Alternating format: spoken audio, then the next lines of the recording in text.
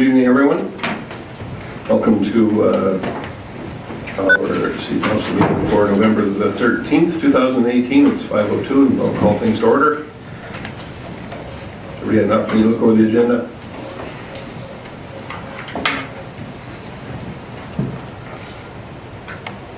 Councillor Hibbs. Thank you, Mayor Creasy. I don't have any additions, so I would move that the agenda be adopted as presented. Thank you very much. Nobody else has any either, so all those in favor? Thank you. Our minutes from October 22nd. Any errors or omissions there you'd like to go over? Councillor Hibbs. Thank you, Mayor Creasy. There was a minor error on page 5. That first motion at the very top says it was carried unanimously, and in fact it was carried, but not unanimously. And with that correction, I will move that it is accepted as amended. Thank you. Given that we do record all votes, and we'll have to figure out, in fact, which... actually, it is recorded, correct? It is written. It's just a date. Very good. Thank you for noticing that. Anything else? All those in favor? Thank you. And we have some councillor mailbox items to go through.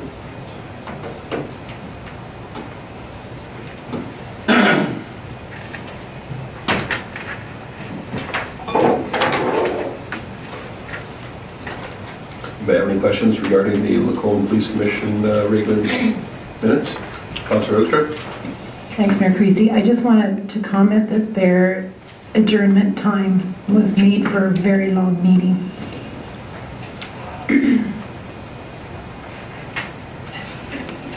The adjournment is listed at 10:52 p.m. That's correct. Councillor Connick said it may have felt like 13 hours, but in fact it wasn't. Let us say yes. Okay. How about the next item there?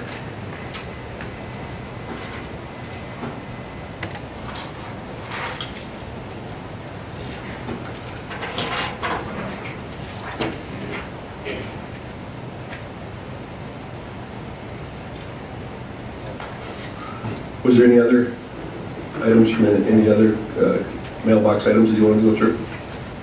If not, I'd like somebody to move that we accept them as information. Councillor Hookstrip. Thank you, Mayor Creasy. I move that we accept the mailbox as information. Thank you. All those in favor? Thank you.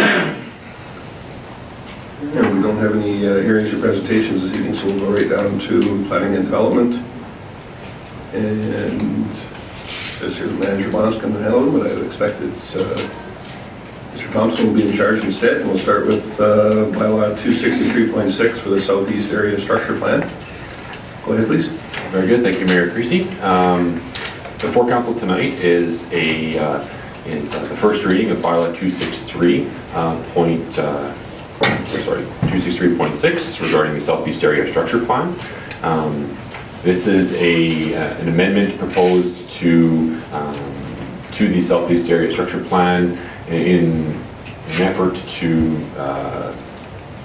make the area on the east side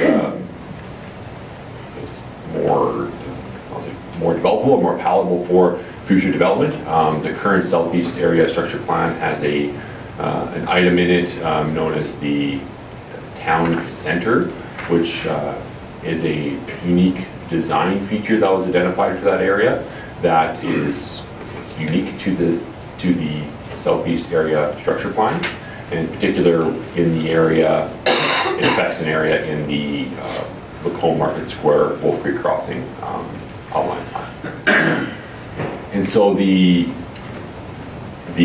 Southeast Area Structure Plan amendment includes the removal of this town center design element, which means that the future development of commercial sites in this area will, adjacent to Highway 12 in particular, will be consistent with any other commercial development in the city. It will follow the same land use bylaw provisions as is any other commercial area in the city.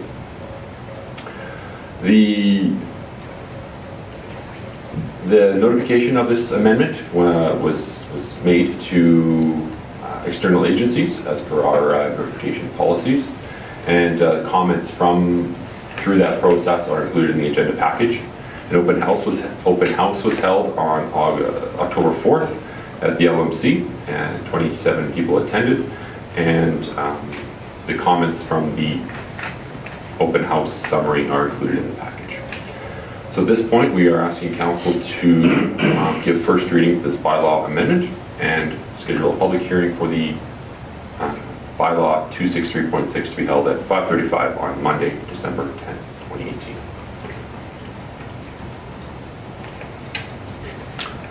Thank you, Director Thompson.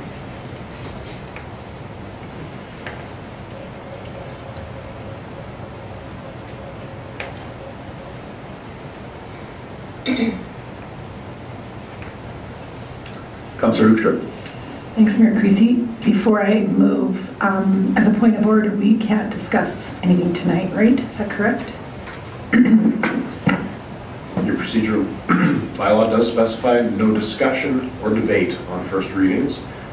In the past, certainly there's been an opportunity to make a statement about it, but not to get into a debate or ask anything further, sort of clarification questions to make sure you understand. Okay, then, before I do anything, I have a clarification question. I was curious what has happened between May of 2017 and now that would precipitate this kind of change in a bylaw, because this whole plan was reviewed only a short year ago. So what has changed?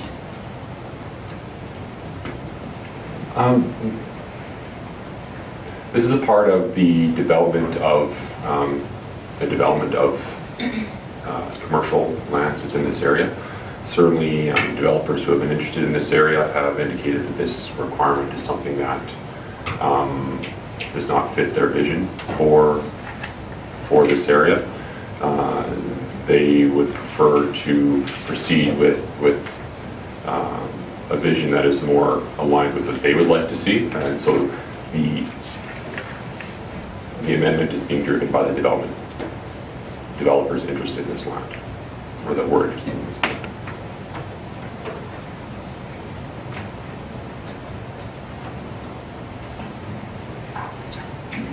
Chief Cowdy. Excuse me, just to be clear, the May 2017 recent amendments wouldn't have been a substantial review of the concept of the town square.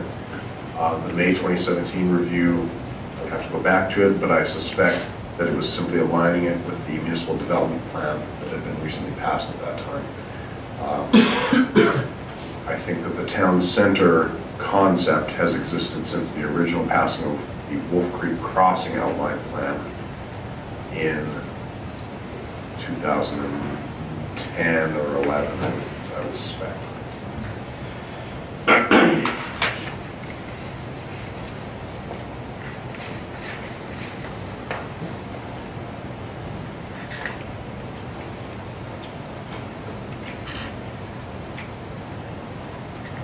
Councillor Jacobson. Sure, I'll move that council give first reading of bylaw 263.6 as presented.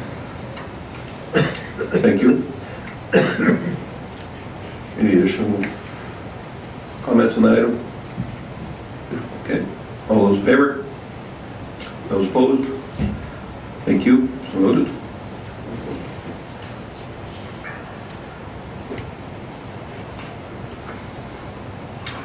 And so we had an additional question?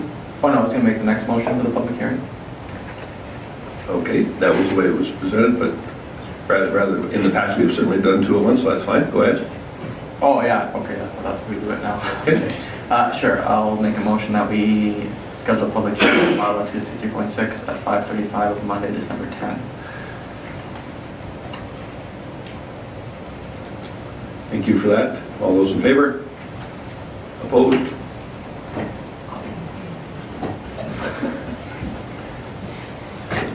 One vote.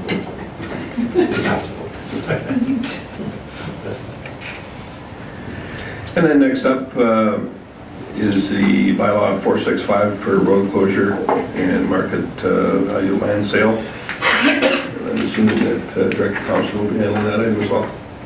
Thank you, Mayor Creasy. Before council tonight on this item is the first reading for a bylaw a road closure bylaw to close a portion of roadway located at the southeast corner of 45th Street and Highway 12, 50th Avenue.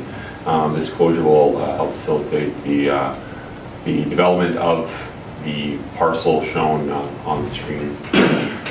This is something that council has allowed. Council at a previous meeting had resolved to allow the applicant to proceed with the road closure and purchase of the road at fair market value. The applicant has in fact proceeded with that, and the process to do this involves the closure of the road by bylaw. And so we're asking council for first reading on that tonight and to set a public hearing for Monday, December 10th, 2018, 5:30. Thanks, Director Thompson. Councilor Ross. Thank you, Mayor Creasy. If the County of Lacombe paves south of Mackenzie trailer site, like the county and the city joins, wouldn't that intersection potentially need to be upgraded with the possible increase of volume? Like, is there allowing enough space for future increase in traffic? Because I'm hearing rumblings that there's possible discussion of the county paving past Graves down to Lakeside Sergeant. So certainly we've looked at the traffic improvements that are required long-term. The improvements that have been identified are at the 34th Street intersection to accommodate traffic volumes. And so with the traffic impact assessments that were done, both with the Lacombe Market Square outline plan and the Metcalf Ridge outline plan, have included. So this does not conflict with any of those improvements. And so in looking at that, we don't have any concerns with the closure of this road from a future improvements perspective and future traffic volumes.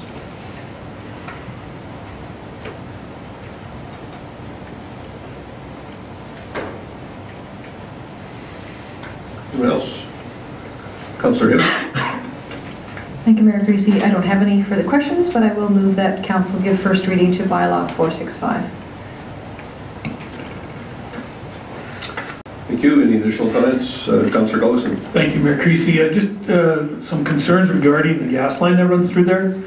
Is it, what is planned for the area that's being closed? Is it just going to be a parking space, or there's no structure going there, right? So you're correct, and so what you're referring to is the gas line that goes right through that section of land, and the applicant in this case is working directly with ATCO Gas to confirm the setback requirements and ultimately what will form any setbacks from the gas line. Their intention is to build a parking lot over top of that gas line, and so they're just working with ATCO to gain their approvals to do that.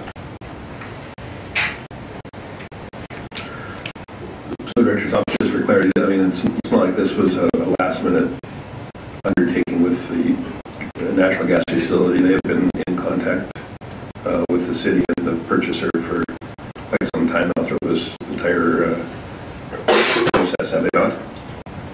Yes, the applicant and ATCO have been speaking for some time. Thank you.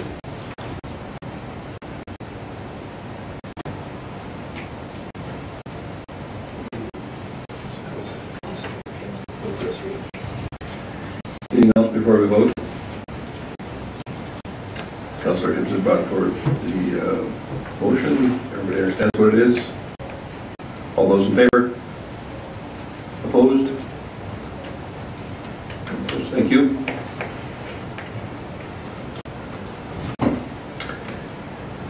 And Director Piche, you have the honor of going through the review for an extension and a first reading for our Urban Hands program. Take it away.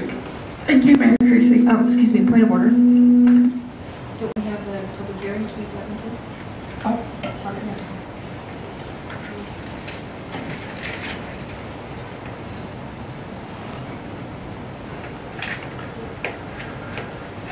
Thank you, Councillor Hibbs, for bringing up the fact that we did not schedule a public hearing, which would fall in line with our first reading for that particular bylaw. Would you like care to make that motion now? Yes, please. Thank you, Mayor Creasy. So that council schedule a public hearing for 5:30 p.m. on Monday, December 10th, 2018. Thank you. All those in favor with the public hearing on that particular time and date? None opposed? Thank you. I kind of jumped the gun there in the urban hands, but you can take it away now. Thank you, Mayor Creasy. Before council tonight is an update and amendment on the Urban Hen Bylaw 419. So Bylaw 419 was created back in 2016 as a pilot project to be reviewed in the following year. It is to allow the housing of urban hens. The pilot project was extended in 2017 until the end of this year of 2018. There have been no complaints and all of the licenses have been utilized each year. Administration is proposing that we make the Urban Hen program a permanent program and it to be reviewed every 5 years. We also have requests, administration has also had requests and queries for increasing the number of licenses available. And so we're recommending that we do a 1 license to every 1,000 residents ratio for the maximum number of licenses, extending it up to the number of 13 licenses. At this time, I am happy to answer any questions.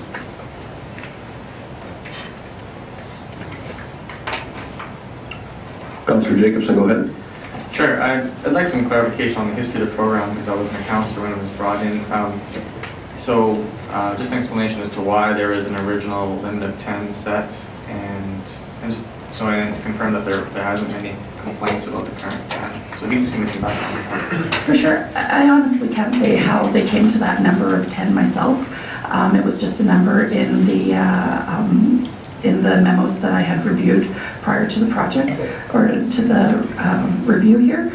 I believe in other communities, from my understanding, is that they have limited to roughly a limited number so that there isn't a concentration of urban hens in one specific area or that they're spread out amongst a community. In terms of the reason of it being a pilot project is just to see if it does work. Is it going to be something that is viable within the community? So maybe I'm biased here, but I guess I'd just like to throw it out for discussion and debate. I'd like to understand why, if it's so well appreciated by the people who use it and we haven't had any complaints, why we're limiting ourselves to 14 in the city of Lacombe. People keep rabbits, I'm assuming. Rabbits, I don't know, they don't know, yeah. I mean, you can have all kinds of, there's no limit to how many rabbits you can have on the street. Those are, many countries, those are just as farmish as a chicken. So, again, I usually am missing something, so I'd certainly like to hear a dissenting opinion as to why we shouldn't have, frankly, more than just 1 per 1,000. Councillor Hoekstra. Thanks, Mayor Creasy. I'm not dissenting. That was exactly my question here. Why can't we have 2 per 1,000? Like, what is our rationale for limiting this very popular program? Because my concern is the 9 active licenses aren't going to let their license lapse at any time. So now we tried it, but nobody new can come on board. So that concerns me. That is one of the reasons why we're looking at doing an increasing number of licenses that grows with our population. We didn't want to like flood the area or the market with all these different chickens and urban hens, but I am more than willing to look at other ratios if you so wish.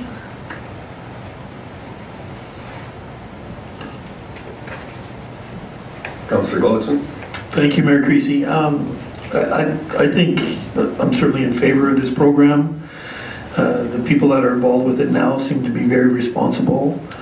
I do have some concerns about expanding it to a large amount. I personally would like to see us go to 13 to match our population, and then see if we fill all those, and then look at that point. I do have some concerns about too many chickens, and when I talked about this a few years ago with my mom, who's now passed away, she said she would never allow a chicken in, and she grew up with chickens, so she says don't let them in. But I think it's slightly different than what she grew up with. She hated chickens. Anyway, the ones I've seen have been excellent, and I have no problem expanding to 13, but I'd be a little afraid to go more than that. Councillor Hibbs. Thank you, Mayor Creasy. I find this recommendation a little bit problematic the way it's written. Is this two separate motions, or is this one motion? And the answer is one motion or two motions? Two motions, okay. So I'm going to go ahead and move the first one, that council accepts the Urban Head Initiative as a permanent program to be reviewed every 5 years. But I also want to comment that the second motion is asking us for first reading, so just as the conversation we were having a little bit earlier, not getting into debate. So I'm going to just, right now, I'm going to move that first motion. Then I do have a single comment on the second motion, should we get there.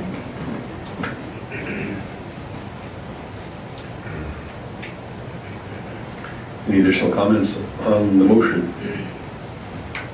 Councillor Clark. Just a point of clarification. We can debate these ones that aren't going to public hearing, can we not? The suggestion is made that we can't on first reading.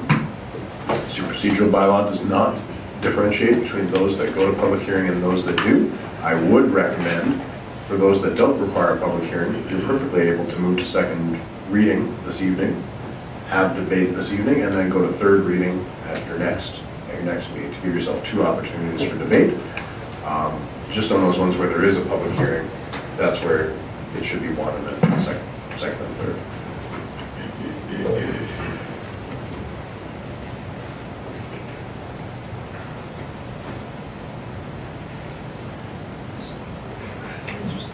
Councillor Jacobson. Sure, I'd like to throw out a friendly amendment to this motion. As Councillor Gullickson has stated, maybe the most prudent course of action is to increase a bit and see how the demand unfolds, and if there's problems, and to go from there. But perhaps to review it only every 5 years, wouldn't necessarily meet the quote-unquote market demand. So perhaps until the scale of this program and its suitability within the city has been determined, maybe we should be reviewing it every year, frankly. Pardon me, so I'd like to propose an amendment that we accept the Urban Head Initiative as a permanent program to be reviewed every year. As a mover of that motion, Councillor Hibbs, do you think that is a friendly amendment? Does that change the intent of it? Yeah, well, one, friendly amendment's not really a real amendment, but I would say that we should be treated as a separate motion. So we'll vote on just the amendment and then go back to my motion. Very well. From this side, I have a question. Councillor Luciano. Very good. So the first motion was then just to accept the Urban Head Initiative as a permanent program and to be reviewed every 5 years as it stands right now.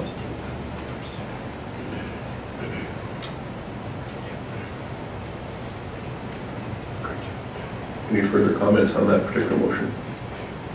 But Councillor Jacobson has made an amending motion, so you vote on that. Correct.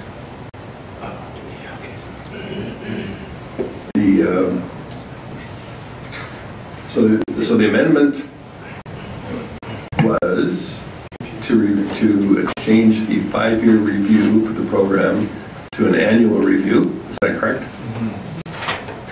Does anybody have anything to say about that? So by voting for this, we would suggest that we would like an annual review of this program done, as opposed to the way that it currently sits at 5. Councillor Michelle. I guess I have a question as to how much work this is to do the review every year. I guess I like the spirit of every year in that it will potentially allow more citizens to enjoy this program. So. To do the review, we keep track of all the statistics. Our administration keeps track of all the statistics.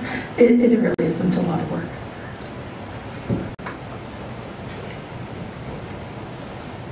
myself, I'm not sure why this one particular issue varies from every other bylaw, and that we can review whenever we so choose, but as it stands now, we are voting on the amendment to alter the existing 5-year review to an annual review. So all those in favor of annual review? Very good. And those opposed? That would be 2. That is carried. Thank you. And then to move on to the original motion, which suggests that the council accept the Urban Hen Initiative as a permanent program, which now will be under annual review. Although that necessarily needs to be part of it now, but any additional comments on that portion, on that motion? Councillor Hibbs? Thank you, Mayor Creasy. I guess I just want a little bit of clarification on reviewed every in this case annually. That doesn't necessarily mean that administration is not looking at it. It means that this is actually going to come to the table, I assume. So we're going to have a report annually now on urban hens, as opposed to had it remained at every 5 years, it would have come to council every 5 years. But admin is still reviewing it on an annual basis, I'm assuming. So I just wanted that to be understood. Yes. Thank you.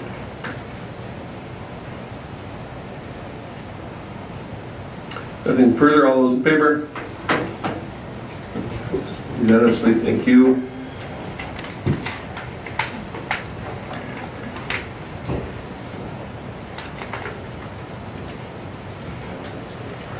Now there was some additional talk of quantities and whatnot, so perhaps we want to pursue that a little further.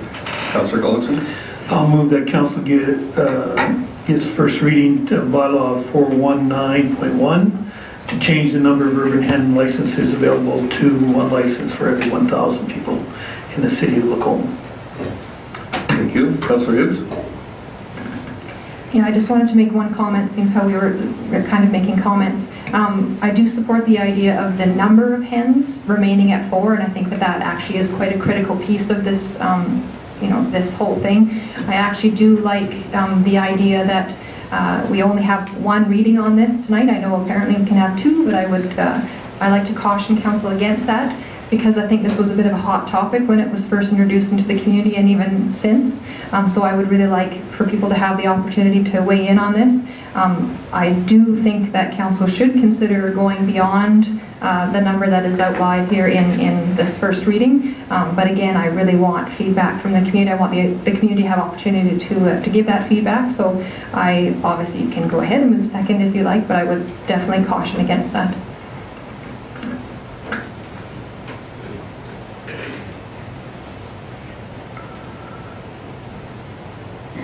So myself, I certainly have no intention of keeping hens in the city, but for those that choose to, provided it's done according to our bylaws, I just struggle with the idea how we arbitrarily come up with 1 per 1,000. It just seems kind of a bizarre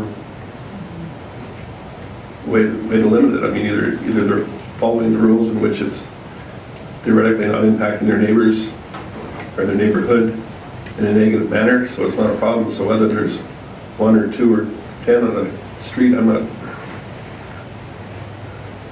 just seems like an interesting, no more than to say that there are only 4 pet dogs allowed per block or some bizarre number like that. I just find this an interesting way to limit them. But Chief Gowdy, go ahead. So I think in the past, at the creation of the pilot project, there was concerns about noise, hygiene, and care, humane treatment of the animals. I would not say you're going to get a situation where there's 10 on a block, because I don't think we have 10 on a waiting list even. There's not like droves of people waiting to do this. It's a lot of work. It is a lot of work. And so I think no matter where you land, you're not going to see a proliferation of chicken keeping in the city. I think that's a very fair statement, and I would suggest points towards just another reason as to why I'm curious why we're limiting them. And if someone wants to have hens, why should the administration have to determine whether or not there's a precise number in the city if they're being done in a humane manner and looking after their coop and that kind of thing. Councillor Jacobson.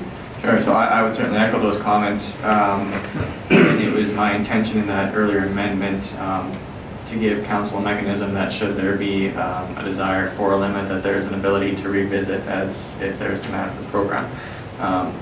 That being said, the only other thought I had is perhaps if in the unlikely event we have a chicken problem on our hands, not dissimilar to a cat problem, then perhaps having a bylaw in this place would have prevented something like that, although, again, I doubt that would be a problem. I suppose you can't eat cats as deliciously as chickens. So.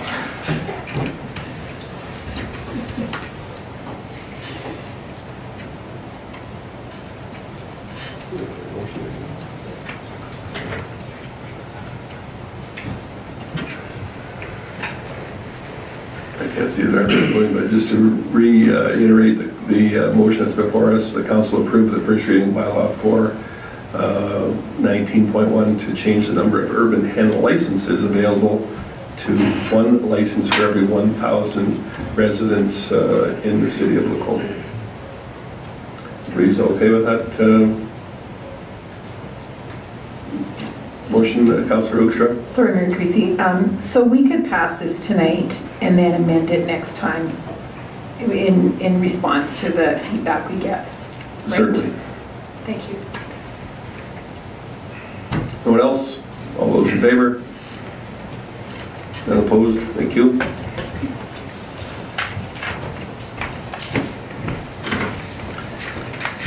And Director Piche, I understand you've got some or list of appointments as directors for our emergency management. Let's go through that next. I do. Thank you, Mayor Creasy. So before council tonight is a request to appoint additional deputy directors of emergency management for the Lacombe Emergency Management Agency.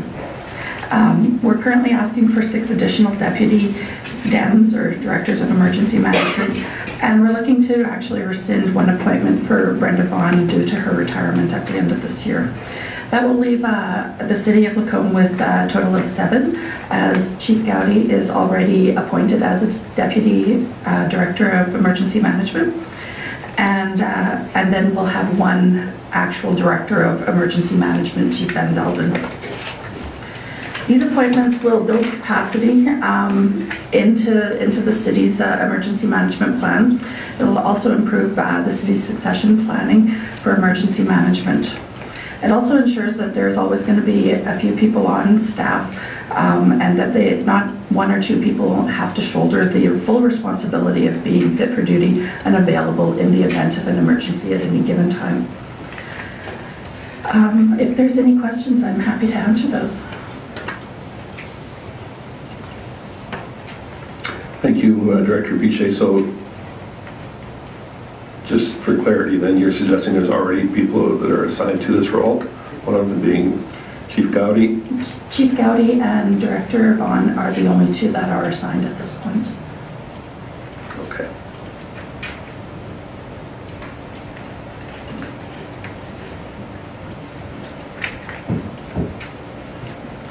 I appreciate that clarification. It was just the wording, the way that would appoint the following staff. I thought that was limited to 2, but thanks for the clarification. Councillor Hoekstra. Thanks, Mayor Creasy. So I have 2 questions. One of them doesn't 100% come out of this, but why from 2 to 7? I guess I was curious what warranted that grade of coverage. That seems, because if you're thinking of training and whatnot, now you're sending 7 people to training. Well, mind you, you and CEO Gowdy have a fair bit of information already. That would be my one question. But in reading this, I thought somewhere that Chief Van Delden was acting. Okay, at what point was that appointment changed? Because I believe it started as acting when we began on council, and I've never seen anything like this. But correct me, because memory, I've never seen a document like this that ever came before us that said he was no longer acting, unless he never was acting. I believe he started as acting, but We could go back and have a look. I believe he started as acting, and then upon the departure of Bob Hardwell. He was made permanent at that time, and I believe you did receive a memorandum similar to this, but we can certainly double check to make sure that that is the case. I may have missed anything. If not, the way it is written, it will appoint all of these individuals. The reason for moving to 7 is mainly the fit for duty and being on staff and available at that time. We found that when we had only a couple of staff members as deputy DEMs and our DEM themselves, there were times that people were all going away on holidays and or just not available on weekends and such. A Director of Emergency Management or Deputy Director of Emergency Management, somebody should be on staff and available and fit for duty at any given time. Being that we are in a partnership and that we have a responsibility to our other partners, we feel that there's going to be a higher level of expectation of the staff in the city of Lacombe, considering many of the partners are quite small and have little staff. So that's why we went to 7.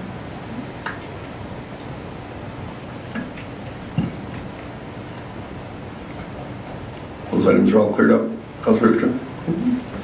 Councillor Hibbs? Thank you, Mayor Creasy. In fact, it was November 14th that Council appointed Fire Chief Ed Van Dalden as the Director of Emergency Management. So it was not acting, it was for the role.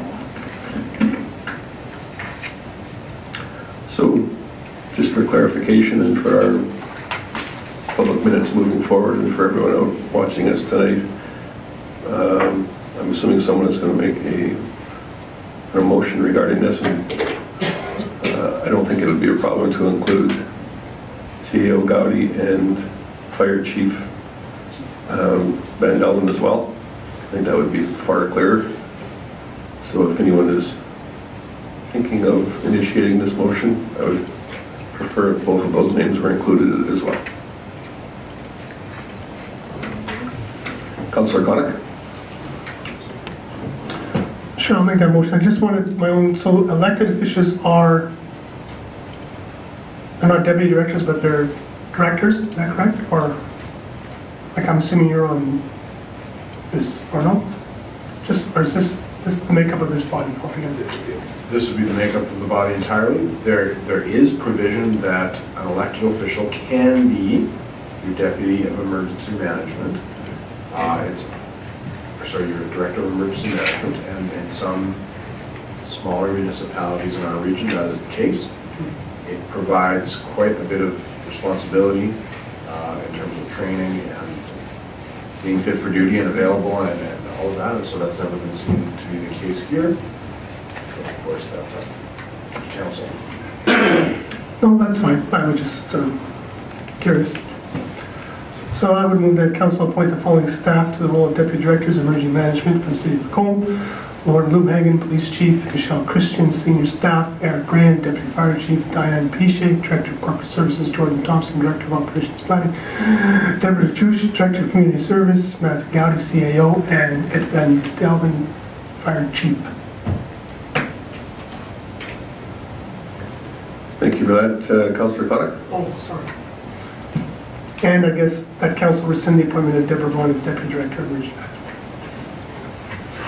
That should cover all the bases. Councillor Hoekstra. My only concern with that motion, sorry, Councillor Connick, is Ed Van Dalden is the Director of Emergency Management. He's not the deputy. So the rest are all deputies. He's the DEM. Sorry, my apologies. I thought we were just throwing it in for clarification, but I will amend that motion to remove him.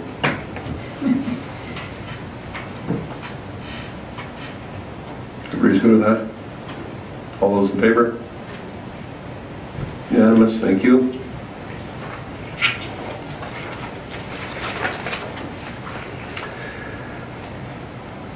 Director Thompson's having a busy evening here this evening. We're going to go into planning and development services and go through the Iron Wolf Crossing variance request from Tricon Developments Incorporated, please. Yeah, thank you, Mayor Creasy. We have a few requests from Tricon related to this development. This is the the development where the new AHS building is being constructed. And so Tricon is looking to proceed with the development of undeveloped land in that area. And one of the things that they've run into is, because their development is situated between the current subdivision and a parcel that has been subdivided within their development, the road allowance that would fit between them is slightly narrower than our standard road allowance. Our standard road allowance being 18 meters wide. They can accommodate a 16.9 meter wide road allowance between the parcels labeled in green or highlighted in green on the screen there. And so what they've requested the city to consider is a variance to their standard to allow for a uniform 16.9 meter road allowance in the development. And so when we've looked at that, certainly we do have a couple of items that come to our attention when we're looking at a narrow road allowance. However, through their request and through the motion that's before council tonight, we believe we've been able to mitigate some of those risks. One of them being the provision of shallow utilities. So this is the gas, power, the communication lines that would normally go within the road allowance, or could go within the road allowance, would need to be placed outside of the road allowance in a 3.5 meter easement. So that is an item that we recommend council proceed with. And in fact, the developer has indicated that they plan to do that anyway. The next one is so that regarding the narrow road allowance, that really is the only issue that we brought forward. When we look at snow clearing, that often comes up. Because of the nature of this development, the way the road is and the type of developed uses that we're anticipating there, in speaking with the roads manager and how they would manage snow in the winter, he indicated that he would likely, or he would recommend that snow be removed in that area anyway, regardless of whether it was an 18 meter wide road allowance or a 16.9 meter wide road allowance. And so that's something we would look at implementing regardless in the next update of the snow clear, or the snow policy, snow removal policy. So that is related to motion 1 on the agenda, or on the council report. Motion 2 is related to the deferral of the construction of sidewalk. It's a typical requirement for the city to require the developer to construct sidewalks at the front end of their development. So when they build the road and they're putting in all of the underground utilities, that they would have to build the sidewalk as well. The developer has requested that the requirement to build the sidewalk be deferred to when the development permits are issued for each of the lots that he has proposed. And what that allows them to do is to essentially defer some of the front-end costs of that sidewalk to when there's actually a place for people to go, instead of up front and having the sidewalk be in place and potentially subject to damage and subject to being revised for access locations or driveways or what have you. And so I guess in consideration of that deferral, he has proposed to install a 2 meter wide sidewalk, which is above and beyond what would normally be a 1.2 meter wide sidewalk in this area. So it's a higher level of service, a wider sidewalk for his development at that time. One of the concerns that we have with him with endorsing this proposal, or would normally have with endorsing that proposal, would be in the event of you have one development move forward that is not beside an existing sidewalk. And so what would happen is you'd have sidewalk constructed down here that didn't connect anything. And so what we've added in the motion and that we've talked to the developer about was a requirement that we would put on the development agreement that the developer be given the opportunity, be required to construct, in the event of that happening, the developer be required to construct the sidewalk making that connection so that it is continuous. And then if it doesn't proceed with that connection, the city would be able to draw on their security to do that. And then the final item on motion 2 is regarding the issuance of building permits. It's more of a allows him to proceed with building permits ahead of having all of the sidewalks being constructed, which would be a normal condition under typical circumstances. And so With those provisions in place, we think we've mitigated the risk of sidewalks, issue with constructing the sidewalks in sections over time. And we are recommending the council move forward with the motions as proposed.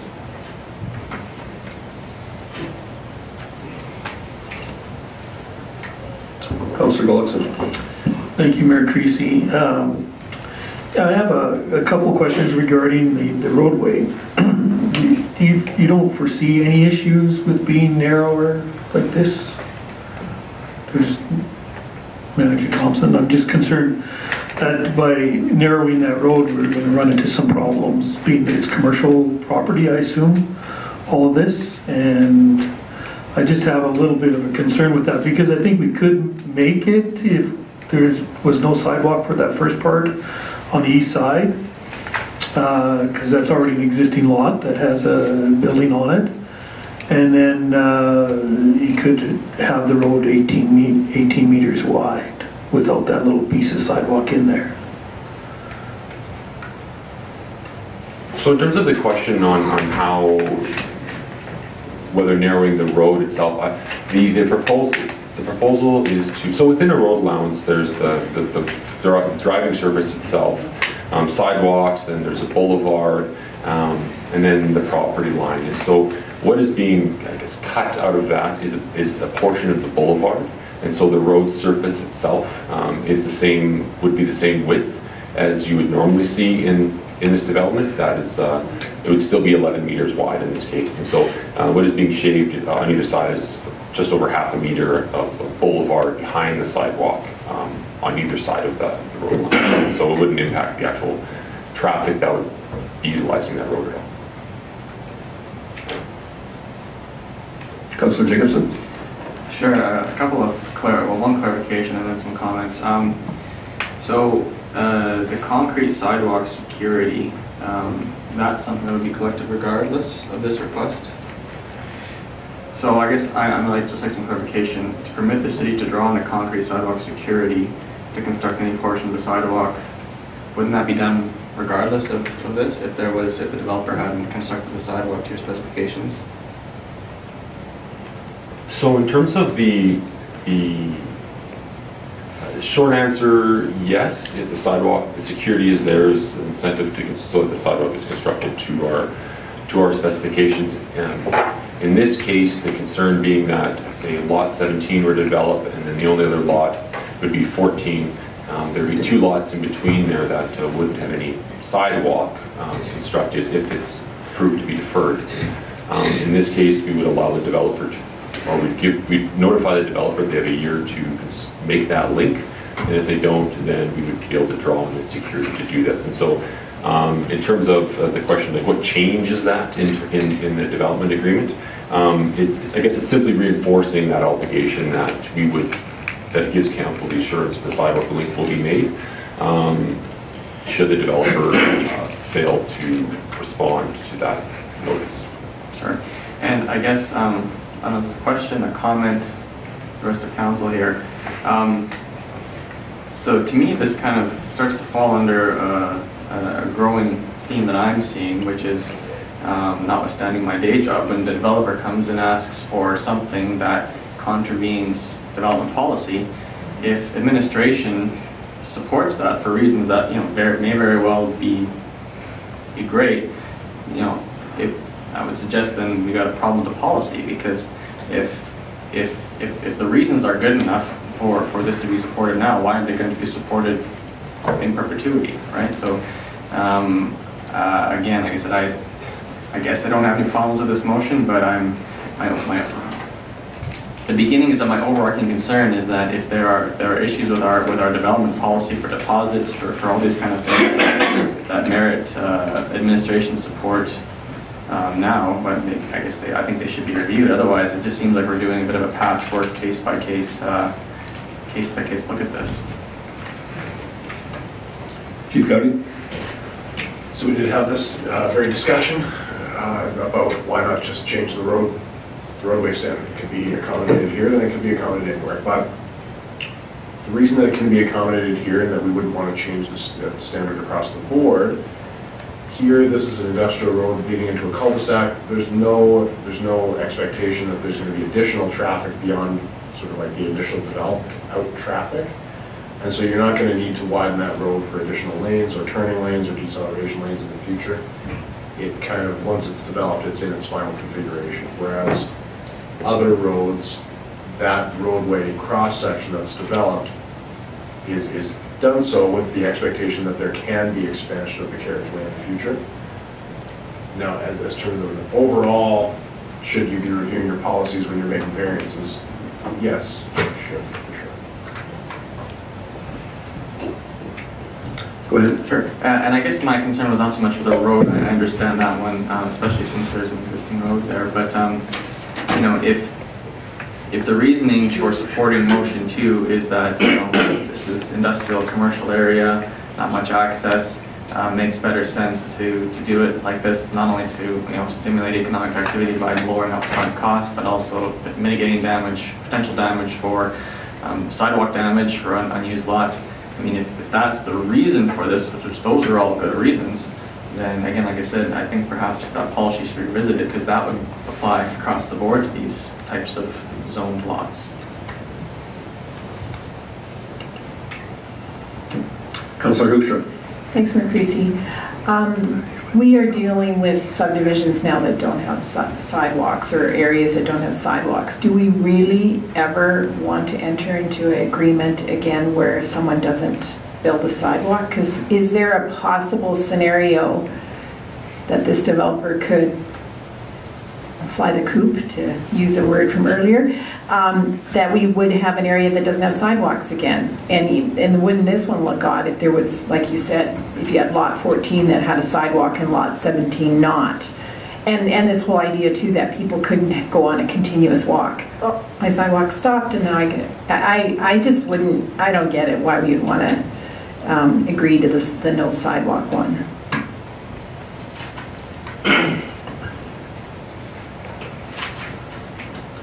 Councillor Connick. And further to Councillor Hoekstra's comments, the developer had noted that, had made mention that the sidewalks, that a caveat be registered against title for the cost of the sidewalk charged back.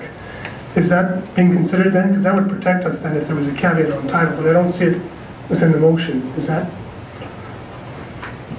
So if should council move forward with or approve this amendment, it would be an amendment to the development agreement, and that development agreement would be registered on the entire development and would hold true to any subdivision thereafter until it's been discharged with the approval from the city. So, just for what we're not advocating that we have no sidewalks, so just so we're all on the same page there, right? Okay. Councillor Hibbs.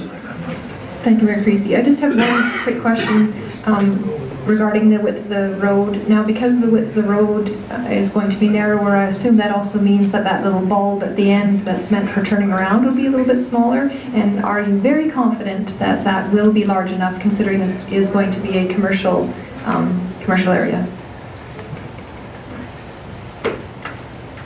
So the bulb itself, it's a good question. The bulb itself is consistent with the bulbing that we see in other areas. So certainly that's something that we would be, like the actual road, the variance would not affect the bulb size, the standard bulb size. The variance would affect the corridor of road from 46th Avenue to that bulb.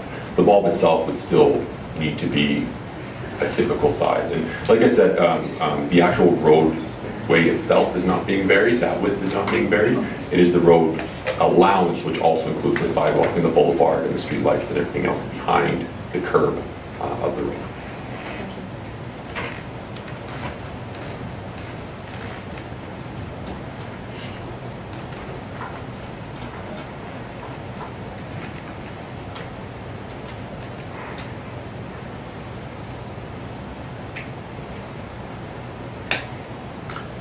Any additional considerations here?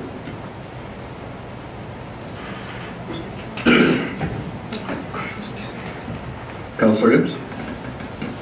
No one seems to be running to their mic, so I will go ahead and make that first motion, that council allow for the 1.1 meter road allowance variance for the Iron Wolf crossing with the requirement that the developer provide a 3.5 wide utility right-of-way adjacent to the road allowance in the name of the City of Lacombe. Thank you.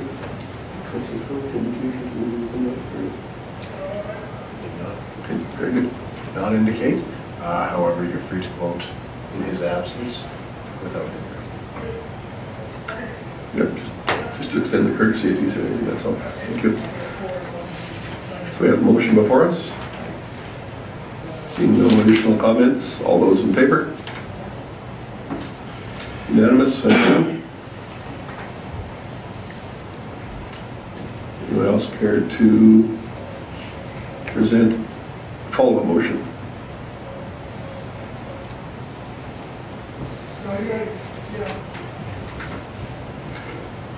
Councillor Hibbs?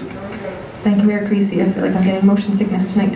All right, I'd rather not read out that whole entire motion, but just the first part. The council approved the deferral of sidewalk construction in the Iron Wolf crossing, authorizing administration to collect development securities as per approved policies and modify the Iron Wolf crossing development agreement and development permits with the following 4 conditions as displayed. Thank you very much. Councillor Hoekstra. I guess just thank you, Mayor Creasy. To follow up on my comment, I wasn't necessarily saying that I thought that sidewalks would not appear here at some point, but just that we would have a subdivision even initially in Lacombe that would have odd sidewalks. I just don't understand why. To whose benefit is this? Is this just saving money for the developer, or I don't know. I just really question this motion, and I question the optics for a city that we would allow this to happen. They can't tell that the road's slightly narrower, that one. But.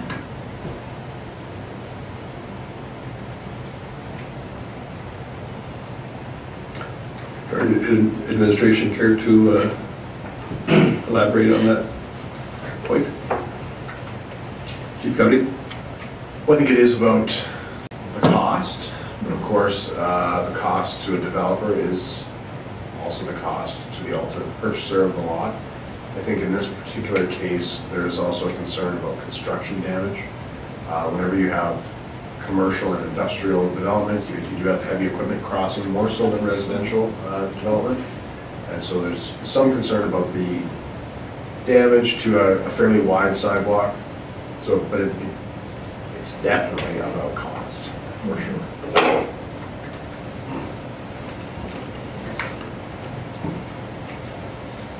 Councillor Jacobson.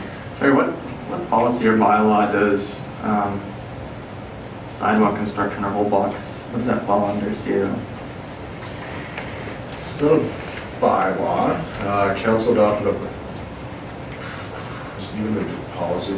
There's a standard development agreement template adopted by council by resolution, which includes the timing of construction of various infrastructure. And so it would just go through that resolution, that the standard was adopted. So, and obviously that topic is not on the agenda for review in the next 2 years, I would take it, based on our strategic plan or priorities from council.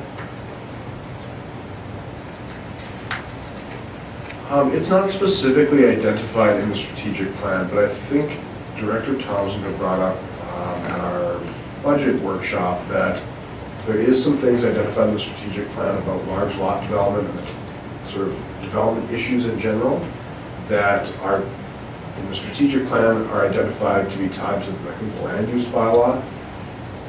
And we suspect that some of the things that we've heard talked about will actually fall within, some may be the municipal development plan, some may be your standard development agreement.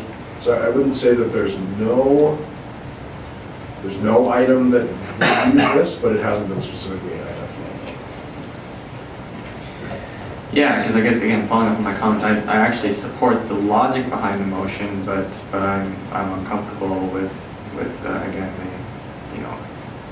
how it apparently contravenes policy. So obviously this is not the time and place for this at all to discuss. I was curious to know if looking at this is going to be on the agenda down the road. But I guess in general, if we do continue to go down this path of essentially seeing recommendations from administration that contravene what our established policy is for this, I don't know, I think we should put it on the agenda to discuss at some point and have an overarching discussion about, you know, items that administration are finding that in the current tenor of today's development and atmosphere are clearly, you know, out of touch and out of step. So I guess with that comment, I'll leave it at that.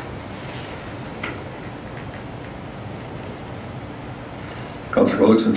Thank you, Mayor Creasy. I have a couple of comments. One of them is I also feel the same way that, you know, it'd be nice to stimulate development by reducing their costs. But we also have to have the ability to ensure that the sidewalks are going to go in. We've had too many developments happen, and then afterwards they come and say, oh well, I'm not going to do it. And it never gets finished.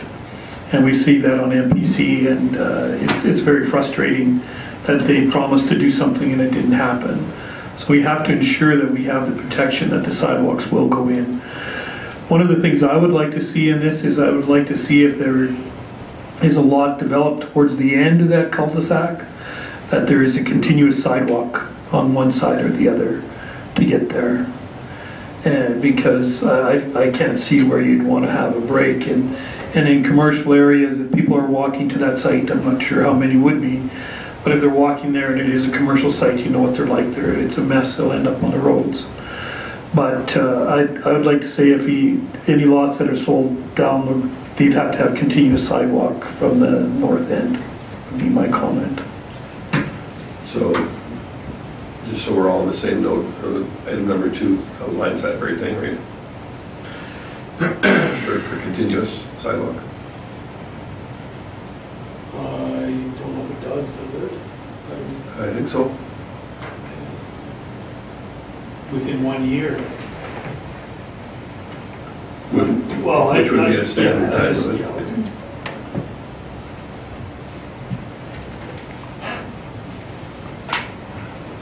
Anything else? Councillor Connor?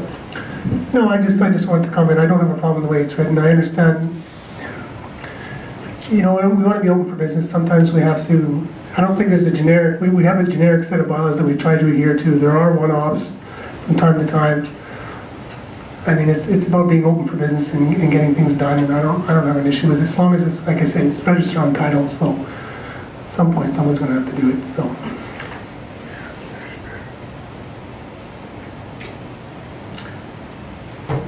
Anyone else? All those in favor of motion 2 as read? And those opposed? Thank you, everyone. Appreciate that.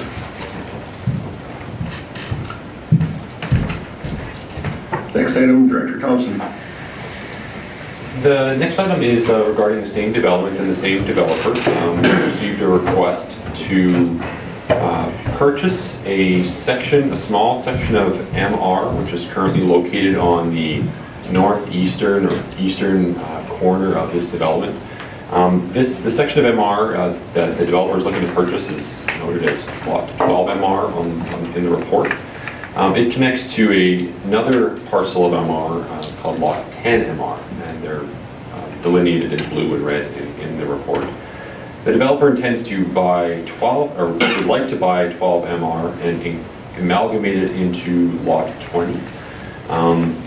This piece of MR and 10 MR, I believe, were originally intended to provide a trail connection or a pedestrian connection from Iron Wolf residential development into this area. However, the way 10 MR certainly has been developed, it functions right now as a lane, and so it's a gravel lane. It is not serving its purpose as an MR, as a municipal reserve space, and has not served that purpose for many, many years. When we look at our plans for development of MR in this area, certainly these two pieces do not fit into what we would call a recreational use that would benefit the area. And so we are recommending the de-designation of MR of Lot 12 and selling that parcel at fair market value to the developer for amalgamation into Lot 20. And at the same time, de-designating 10 MR and then using that, registering that as a regular road allowance. One of the caveats for doing that is it's done by, I guess, by resolution, but it does require a public hearing be held. And so we are asking council to set a public hearing date for that. But also the proceeds from the sale of the MR have to go back into the MR reserve, and that's a MGA requirement. And so from the sale of 12 MR, that would go into the MR reserve, and then from the sale of the sale or the de-designation of 10 MR, the city would have to transfer fair market value into the municipal reserve, the parks reserve, the municipal reserves. So we recommend council set a public hearing date for the removal of that MR designation for Monday, January 14th at 5:30 p.m. And related to motion 2, we don't have a specific fee associated with this process. However, we do see that this process aligns closely with the road closure process, for which we do have a fee for, and that fee is $1,000 and primarily covers the cost of advertising. And so we are recommending council endorse a $1,000 administration fee to complete the process of removing that MR designation. If there's any questions, I can take.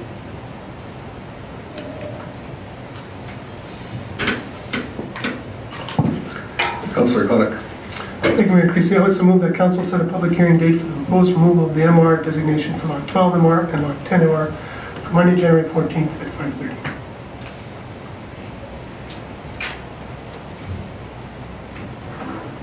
So just a question for process, we're okay to do both of them concurrently? There's no problem with that? Okay, thank you. Councillor Hoekstra. Thanks, Mayor Creasy. That was news to me about that the proceeds would go back into the MR fund. Is that written down here anywhere? No. Or is that just policy that? It's actually a requirement of the Municipal Government Act when okay. Yeah. Do we have a fund such as that? An MR fund? Yeah. Okay.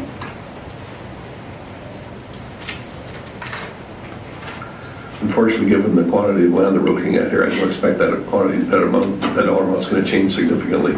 But I may add as well, when a developer is developing, there's a requirement to allocate 10% of their land as MR. They can also pay in lieu, like give us cash in lieu of an MR, and there's a process for that, and so that cash goes into a reserve that's intended for development of park spaces that would serve the same purpose in other areas of the city. And so that is it's an MGA requirement that we do hold on to that.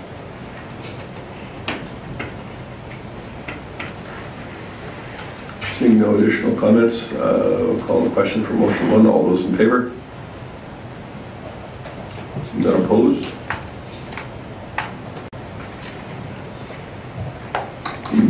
Anybody interested in bringing forward motion 2? Councillor Hoekstra. I move that council endorse a $1,000 administration fee to complete the process of removing an MR designation. Any additional comments? All those in favor? Opposed? Thank you.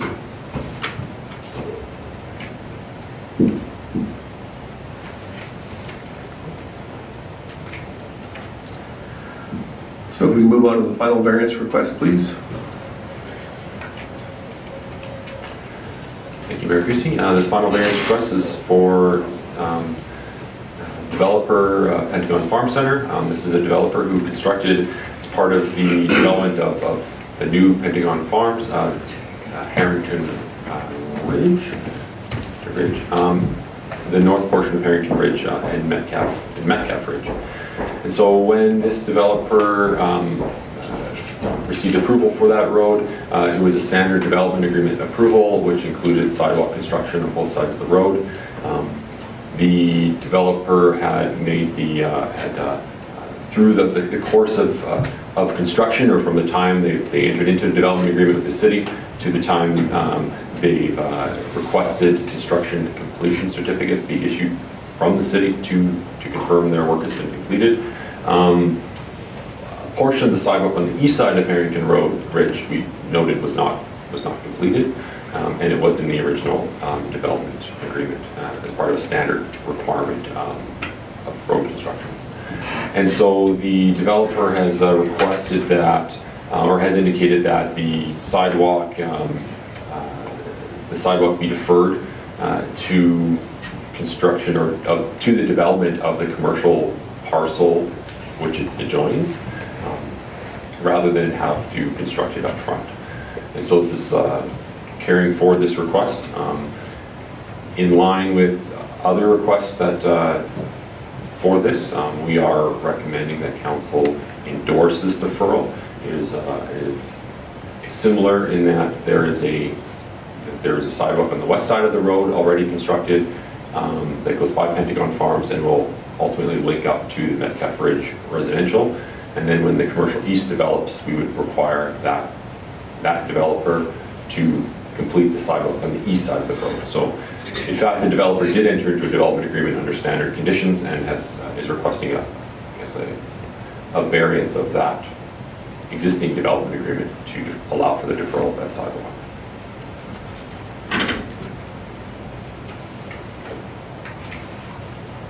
Councillor Connick. I certainly don't have a problem with this, and as such, will move that council approve the deferral of the sidewalk installation on the east side of the Harrington Ridge until the issuance of a development permit on the commercial east parcel.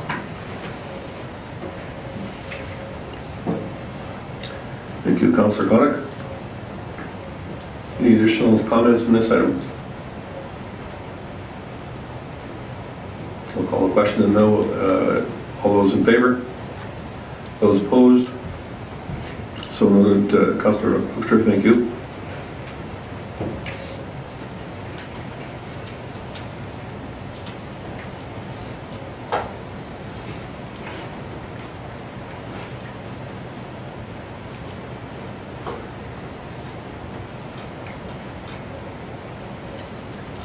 So given that we do have, do we normally do reports prior to a break or after? Prior? Sure. Do you care to start, Councillor Connick? Sure, my report is there. I noticed on Councillor Oakster's report, she reminded me that I didn't put down the chamber awards. I was there as well for that. I forgot to include it in my report. Otherwise, my report is there. Thank you. Thank you, Councillor Hibbs. Thank you, Mayor Creasy. Since my last report that I gave at our last regular meeting, the only thing that's unusual, I guess you want to call that, is the Municipal Planning Commission, our last meeting, we approved a secondary suite and approved a 3-unit multi-attached housing development, and that one is worthy to extra note because it was actually a project that was brought forward originally as a 5-unit, and it was sent back and then brought back again, and that one was really I don't know, a good example, I guess, of a developer listening to, what the concerns were of those in the community, and then coming back with a project that sort of addressed those. So I was really quite pleased when that came back with that work being done. So that's all I have to comment on. If anybody has any questions. Councillor Jacobson.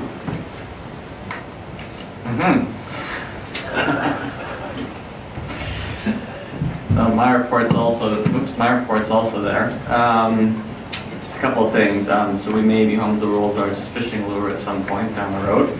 We'll see what happens with that. But one thing I didn't put on there that I forgot, actually it didn't happen after it's in this report, was the initial meeting of the BOLT. I don't know what you want to call it, BOLT Commission? Committee? Yeah. So what I will bring you up to speed on is, I would say pretty fairly that the town of Black Falls and the city of Lacombe view this very differently. The town of Black Falls, at least from my sense of it, sincerely sees this as a social program not unlike FCSS. And their philosophy seems to address it in that fashion, whereas at least Councillor Connick and I, Lacombe seems to be more interested in is this a viable transportation option and a transportation needs. So that being said, it was all very amicable, and we'll see what happens down the road with that. Thank you. Any questions? Councillor Hoekstra next. Thank you. My report is there. My page 2 follows Councillor Connick's report, I believe. Just to elaborate a little bit, what was I going to speak to? Oh yeah, the Ricabitsu committee is meeting tonight, so they changed that, so I couldn't go to that. I did have something I wanted to talk about. But since the Chamber Board meeting last week, I also attended some Remembrance Day events on the weekend, and particularly the service on Sunday, and that is amazing, the turnout every year. It's quite wonderful to see how Lacombe shows up for that. But I know what I'm speaking to is the RFP for the Lacombe Regional Emergency Management Advisory Committee. Councillor Connick, in relation to your questions earlier about the emergency management, the elected officials are on the advisory committee, not the agency. That's what all of a sudden my brain is. So we are looking at hiring a new employee to oversee the partnership, and so we're working on the RFP for that. So I've been dealing with 2 RFPs in the last month, one regarding Lacombe Foundation Lodge, and one regarding Emergency Advisory Committee. It's very interesting, or the emergency plan. Thank you. Any questions for Councillor Hoekstra? Councillor Ross. Thank you, Mayor Creasy. My apologies, I didn't spit when it was pretty straightforward, the chamber meetings and budget deliberations in council, so my apologies. I'll include one in a broader report for next time, as I have some more community stuff coming before next council. Thank you. Councillor Goldson. Thank you, Mayor Creasy. My report is also there. The couple of highlights for me was the Remembrance Day ceremony at JS McCormick. If you want to go to a ceremony that kind of hits home, go to one with a lot of grade 2 kids. And their songs were terrific, and to have them all stay quiet for 2 minutes is amazing.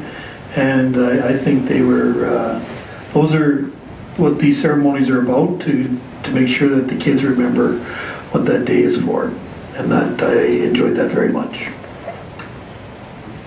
Oh, sorry, one other thing was the Schizophrenia Society campaign kickoff. I thought that was terrific, and thank you, Mayor Creasy, for that ticket. I enjoyed it very much. It's good. I'm glad you're able to take advantage of that. That's wonderful. You had a question, Councillor Hoekstra? No?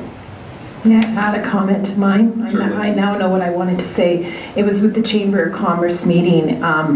Monica Bartman sits on a national board for chambers, and she's been sharing how they came before our council and presented a policy, and people are in awe that within 6 weeks of her presentation, she sat at a table with city staff. So I wanted to pass that on to you, that kudos to your responsiveness here at the city, and she is spreading that word that we are, that you are a great city to work with. So thank you very, very much for responding to her so quickly. Wonderful, thank you. So I did have a few items. However, I did get my report in too late to be on there. Just as if by magic, there it is. I won't go through all of the items there. Just to keep you all informed, Chief Gowdy and I did attend the Mayors and CAO caucus from inside cities it was held via Beaumont, but it was held in Nisku, which is very close. One item that we did do was tour the Edmonton International Airport, and it was very interesting is that is fast becoming a major international air shipping hub. I didn't realize that so much fresh produce and those kinds of items from pretty well up and down the entire North American West Coast go through Edmonton to on their way to Alaska and then to the Orient. That was interesting.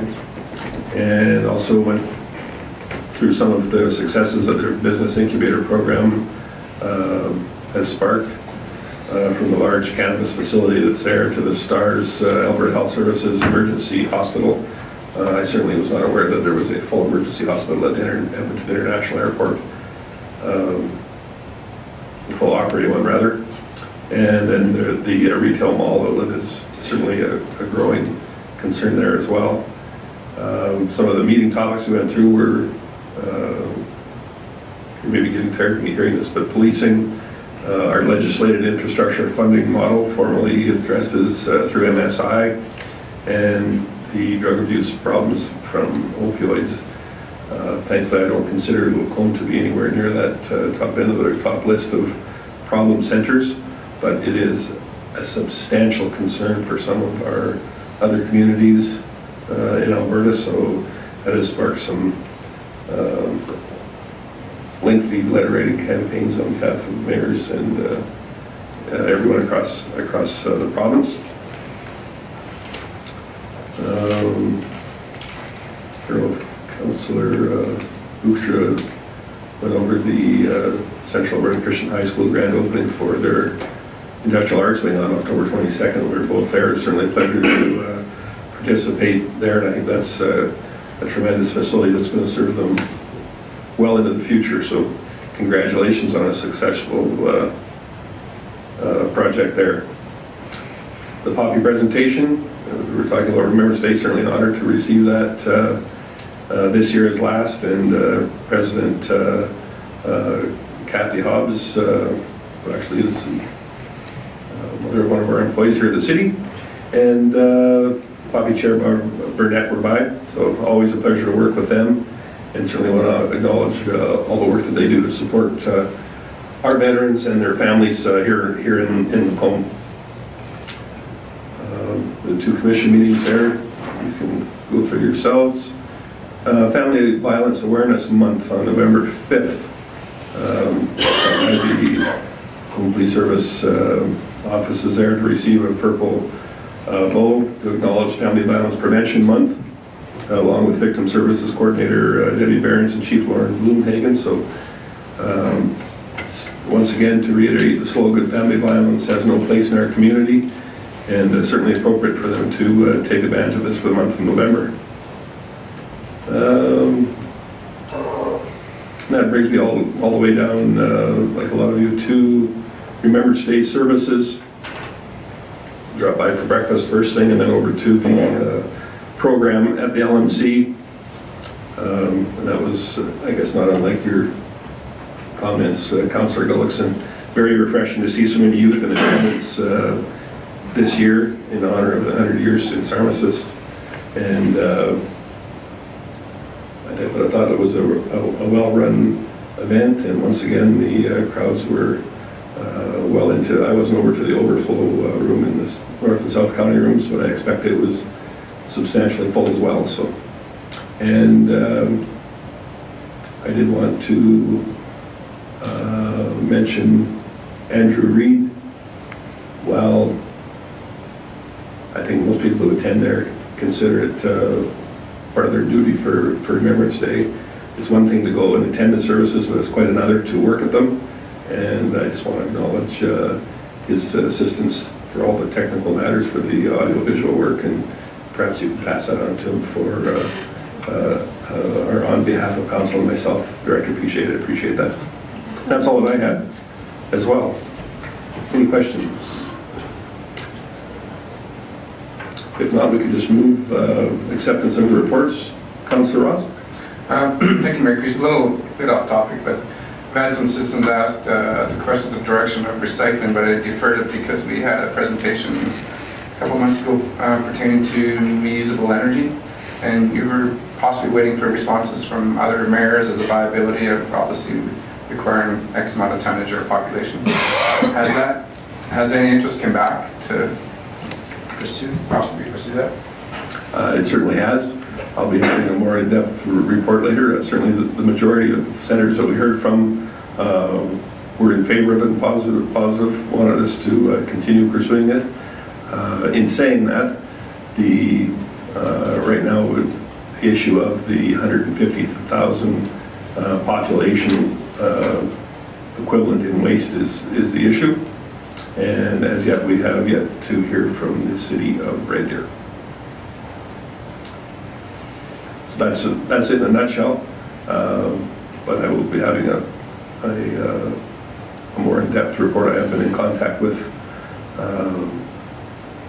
Kevin Cameron, the VP of Operations, I believe is what his title is. One of the principals anyway with Sustained Energy in Nova Scotia. And they are on track with their build, and I believe they are looking forward to commissioning the plant. It was either mid-January or mid-February, I don't recall which, so soon in any event. Anything else? We move in reports, please. Councillor Connick? I'll make that motion. So, accept the reports as information. All those in favor? Thank you. I would suggest that it is now 6:30. We'll take a 15-minute break. Give the press an opportunity to ask questions if they so choose. And we will be back to continue after that.